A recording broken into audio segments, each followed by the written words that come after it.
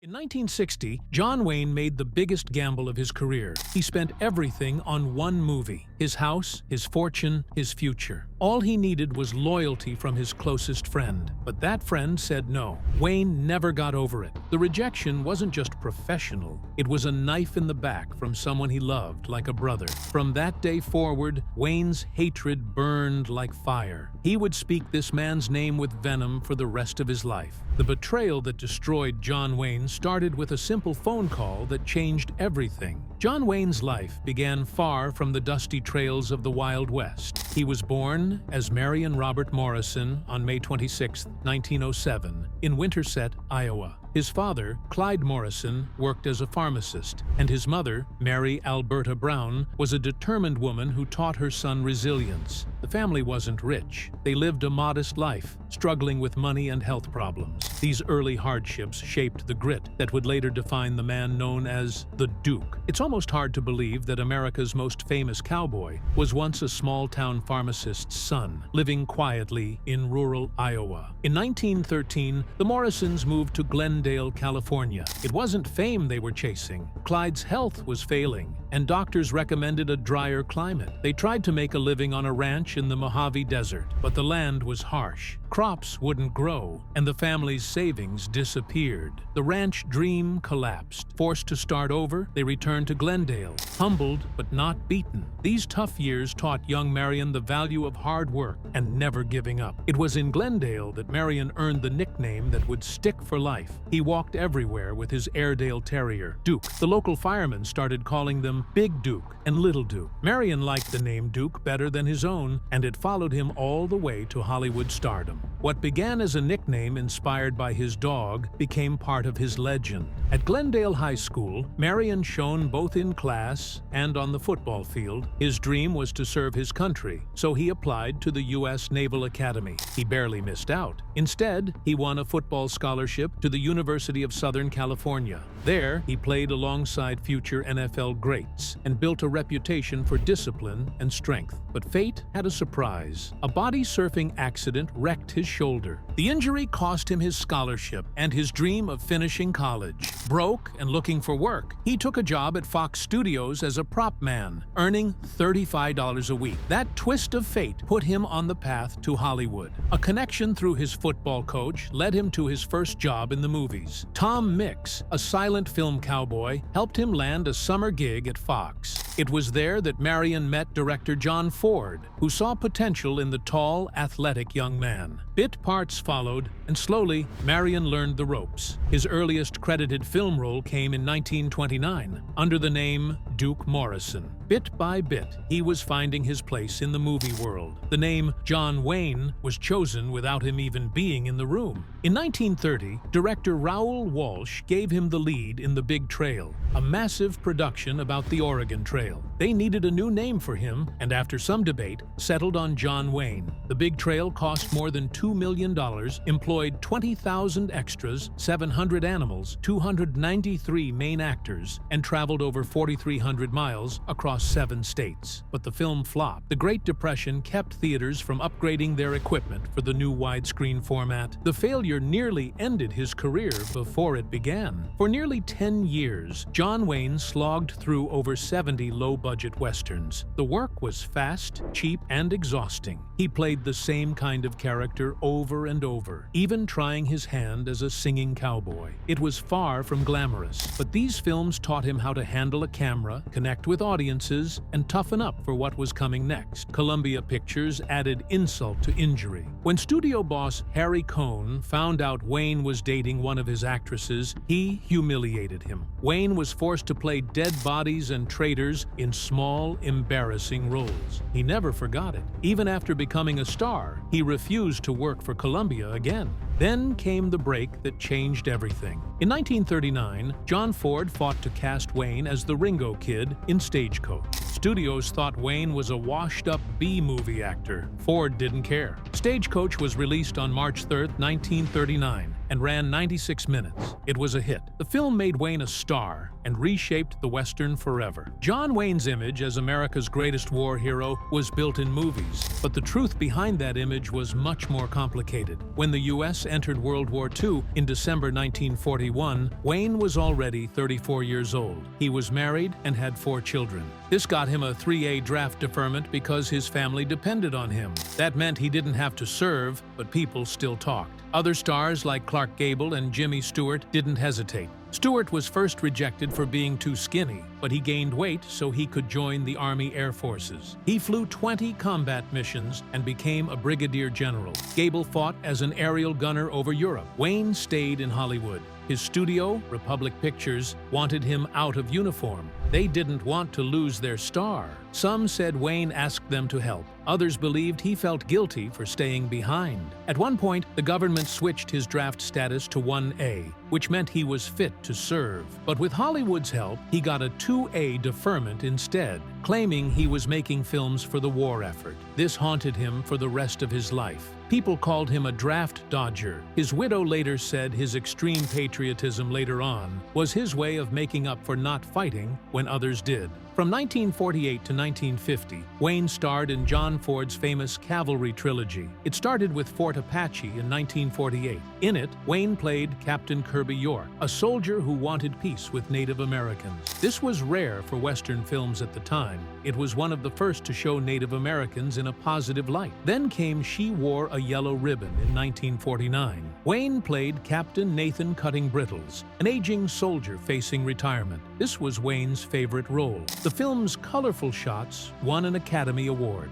The views of Monument Valley became legendary. In 1950, Rio Grande finished the trilogy. Wayne starred with Maureen O'Hara for the first time. The story was about family, duty, and redemption. These films changed the Western genre. They mixed action, humor, and deep characters. They inspired future filmmakers and helped make Wayne larger than life. In 1948, Wayne worked with Montgomery Clift on Red River. The film became famous not just for the story, but for the real tension between the stars. Wayne, who played the tough cattleman Thomas Dunson, didn't understand Clift's method acting style. He thought Clift was arrogant. Clift felt uncomfortable with Wayne's macho attitude. Their dislike for each other showed on screen. Their final fistfight felt real because of it. The clash between them was about more than just two men. It showed how Hollywood was changing. The old stars like Wayne were being challenged by a new kind of actor who focused on emotion and psychology. Red River became a landmark film,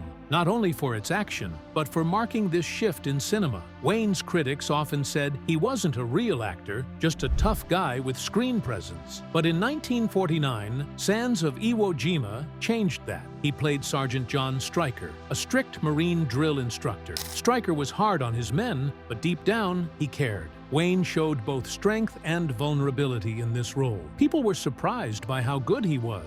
The Academy gave him his first Best Actor nomination. The film made over $6 million, a huge success for that time. Wayne proved he had real acting skills, and many critics who doubted him changed their minds. Even though Wayne didn't serve, he worked hard to support the troops. In 1943 and 1944, he spent 3 months on a USO tour in the South Pacific. He visited bases and hospitals, lifting the spirits of wounded soldiers. He even had a secret job during this tour. The head of the Office of Strategic Services asked him to report on whether General MacArthur or his staff were causing problems for the OSS. For this, Wayne got a certificate of service. He kept entertaining troops in Korea and Vietnam, showing his support for U.S. forces. These efforts helped build his image as a super patriot, something he held on to for the rest of his life. John Wayne's career and personal life were filled with moments that shocked audiences and left deep marks on Hollywood history. In 1956, he played Ethan Edwards in The Searchers, a role that shattered his heroic image. Ethan was a man consumed by hate and vengeance during the Texas Indian Wars. His obsessive hunt for his kidnapped niece, Debbie, revealed a darkness rarely seen in Western heroes. Ethan's racism was brutal. He said he would rather kill Debbie than let her stay with the Comanche because he believed she had been contaminated. The film's blunt focus on racial purity shocked audiences at the time. One chilling moment showed Ethan shooting out a dead Comanche's eyes so the spirit would wander forever. In the final scene, Ethan walked into the desert, alone and damned by his own hatred. Some even believe Ethan was Debbie's real father, the result of an affair with his brother's wife, which added another painful layer to the story. This complex, grim role changed how Western heroes were seen forever. That same year, Wayne made one of the biggest mistakes of his career with The Conqueror. Cast as Genghis Khan, Wayne was out of place as the 12th century Mongol leader. Surrounded by white actors in makeup, he delivered lines so awkward that Time magazine said his acting fell somewhere between that of a square-shooting sheriff and a Mongolian idiot. The problems didn't stop there. The film was shot near a nuclear testing site, and over 90 cast and crew developed cancer. More than 20% of them died, including Wayne and director Dick Powell. The film became a deadly disaster. Producer Howard Hughes spent $12 million buying every copy to hide it. Wayne later admitted the role was a mistake. Today, The Conqueror is remembered as one of the worst films ever made. Wayne found redemption with Rio Bravo in 1959. Directed by Howard Hawks, it told the story of a sheriff who, with the help of a drunken deputy, a crippled man, and a young gunslinger, held off a gang until help arrived. Wayne starred alongside Dean Martin, Ricky Nelson, and Angie Dickinson. The film mixed action with humor and friendship, offering a fresh take on Westerns. It was meant as a reply to High Noon, where the hero begged for help. Here, the sheriff stood strong with loyal friends. Rio Bravo was filmed in Arizona and, in 2014, was added to the National Film Registry for its cultural impact. Its mix of tension and warmth changed Westerns forever. Wayne's dream project, The Alamo, nearly ruined him. For 15 years, he tried to bring the story to life. He finally succeeded by agreeing to direct, produce, and star in it. He mortgaged his house and put his fortune on the line, spending over $12 million. He filled the cast and crew with family and friends. Despite the grand sets and big names like Richard Widmark, the film got mixed reviews and struggled at the box office. Its aggressive marketing backfired. The film won only 2 Oscars out of 7 nominations. Wayne's gamble left him close to financial ruin, but it showed the risks he would take for his vision. In 1962, Wayne starred in The Man Who Shot Liberty Valance, John Ford's farewell to the Western. The film told the story of how a lie shaped history. Wayne played Tom Doniphan, the man who really killed the outlaw Liberty Valance, but the credit went to James Stewart's character, Senator Stoddard. The famous line, "When the legend becomes fact, print the legend," summed up the film's message. Wayne's character gave up everything: love, happiness, and fame, so others could build a better world. Critics were unsure at first, but today it's seen as one of Ford's greatest works. Wayne's role captured the end of an era. Wayne's personal life was just as dramatic. His first marriage to Josephine Sayans seemed like a fairy tale. They wed in 1933 and had 4 children. But fame and a 3-year affair with Marlene Dietrich destroyed their marriage. Dietrich fell for Wayne at first sight. Their affair was so public that even the FBI watched it. Their romance ended his marriage and became part of Hollywood legend. Josephine tried to save their marriage by bringing in a priest to counsel Wayne, but this only pushed him further away. Wayne saw it as an attack on his freedom. The couple separated in 1943, and their divorce was final on December 25, 1945. His second marriage, to Esperanza Chata Bauer, was filled with violence and jealousy. They married in 1946, and their home became a battleground. Chata once fired a gun at Wayne after a party. Their fights were constant. Chata accused Wayne of having an affair with Gail Russell. Wayne accused Chata of being a drunk. Their divorce in 1954 ended a marriage that became one of Hollywood's ugliest. Wayne's third marriage, to Pilar Palette, started with passion, but soon turned dark. They met in 1952 in Peru, while Wayne was still married to Chata. Pilar became pregnant, but Wayne forced her to have an abortion, fearing scandal. Pilar struggled with depression and tried to take her own life. They married after Wayne's divorce and had 3 children. But the marriage was haunted by its tragic start and Wayne's cheating. John Wayne and James Arness were as close as brothers. Their friendship friendship began in the golden age of Hollywood. By the early 1950s, Wayne was already a giant in the film world. He helped Arness get the role that changed his life. Wayne pushed for Arness to play the lead in Gunsmoke. That role made Arness famous for 20 years. When Gunsmoke first aired, Wayne even appeared on the show. He introduced Arness to the audience, using his own star power to boost the show's chances. Their bond seemed unbreakable, but everything fell apart in 1960. Wayne spent years and a fortune making the Alamo. He wanted Arness in the film. He expected it as a show of loyalty, but Arness didn't come. No clear reason was given. Wayne saw it as betrayal. The hurt ran deep. He never forgave Arness. From that day on, they never appeared together again. Their friendship ended not with a fight, but with silence that lasted for decades. Wayne's grudges didn't stop there. Gene Hackman felt his wrath too. The odd thing is, Wayne and Hackman never even worked together.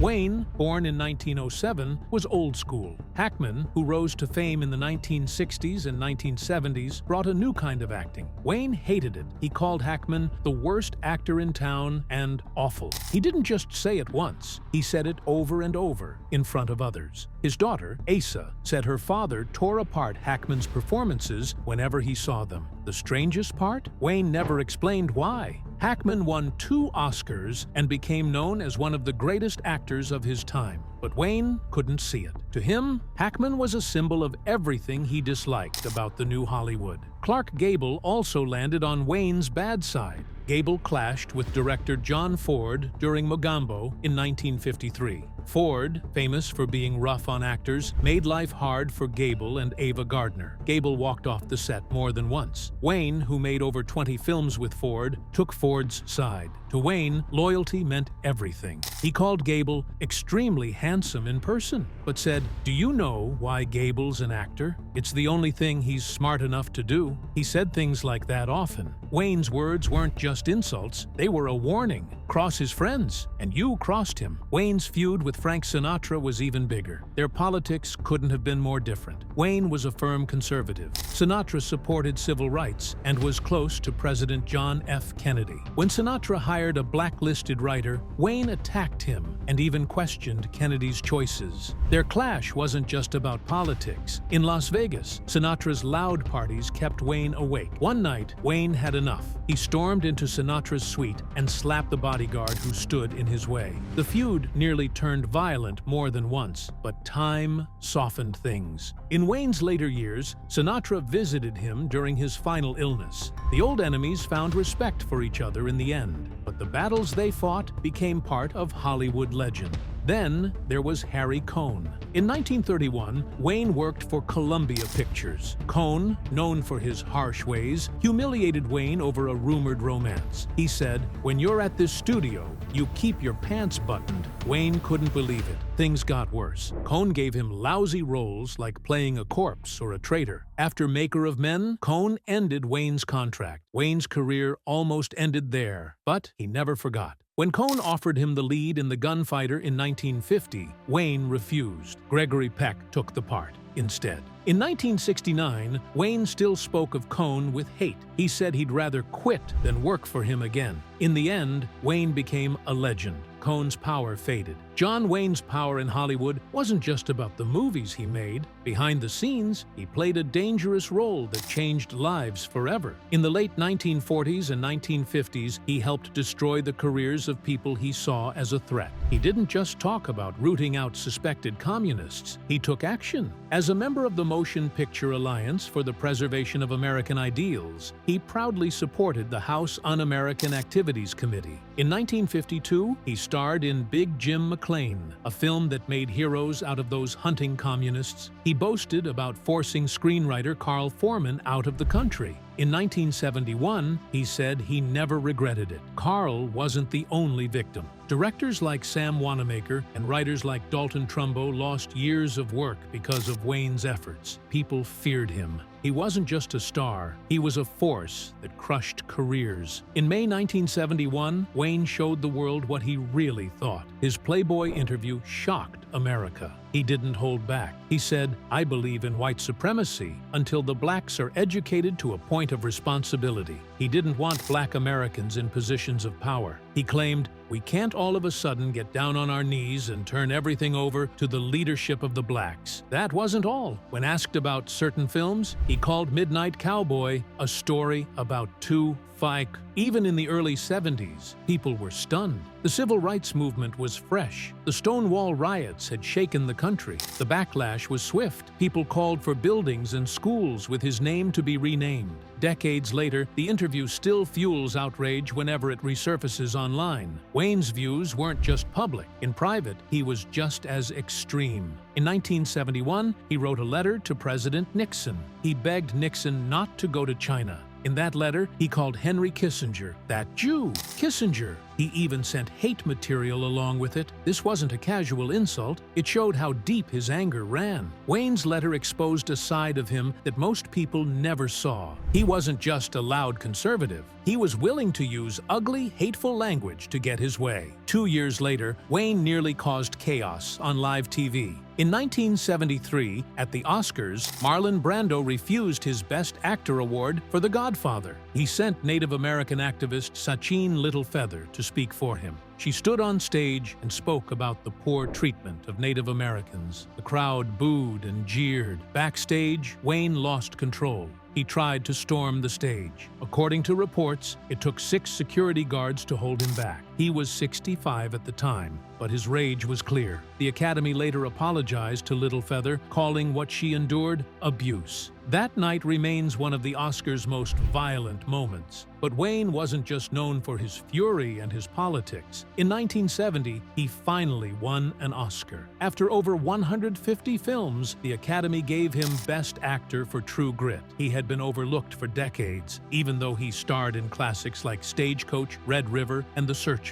When Barbra Streisand announced his win, he was stunned. He joked, "Wow, if I'd known that, I'd have put that patch on 35 years earlier." The eye patch from his role as Rooster Cogburn became a symbol of his long-awaited victory. That Oscar was his only competitive win. People saw it as a Lifetime Achievement Award in disguise. 5 years later, Wayne did something no one expected. He teamed up with Katharine Hepburn in Rooster Cogburn. Fans were thrilled to see 2 legends on screen together at last. She played a strong-willed woman who clashed and connected with Wayne's rough marshal. They had never worked together before. Off-screen, they respected each other. The film became a rare chance to see 2 giants share the spotlight. In 1976, Wayne's final film felt like a farewell. The Shootist told the story of a dying gunfighter. Wayne played J.B. Books, a man with cancer trying to find peace. The role hit close to home. Wayne had beaten lung cancer, but was sick again.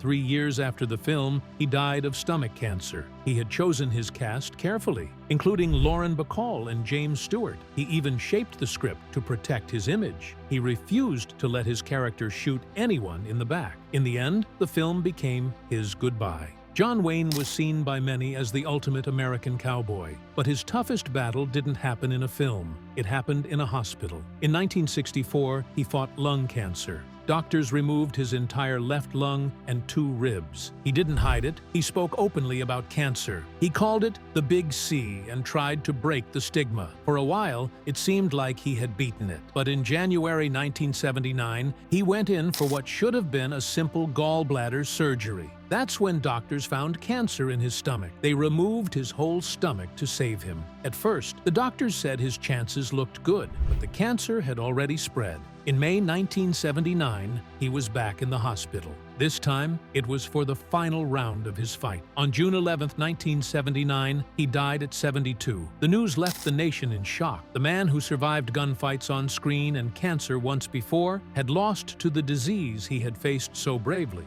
His death felt like the end of an era. Millions mourned the man they called the Duke. After his death, the country moved quickly to honor him. In 1979, Congress approved a special Congressional Gold Medal for him. That medal is one of the highest honors a civilian can get in America. It showed his face based on a photo from when he filmed The Alamo. On the back, it showed him on horseback in Monument Valley. That scene reminded people of his famous Western roles. The public loved the medal. Over 1.5 million replicas were sold.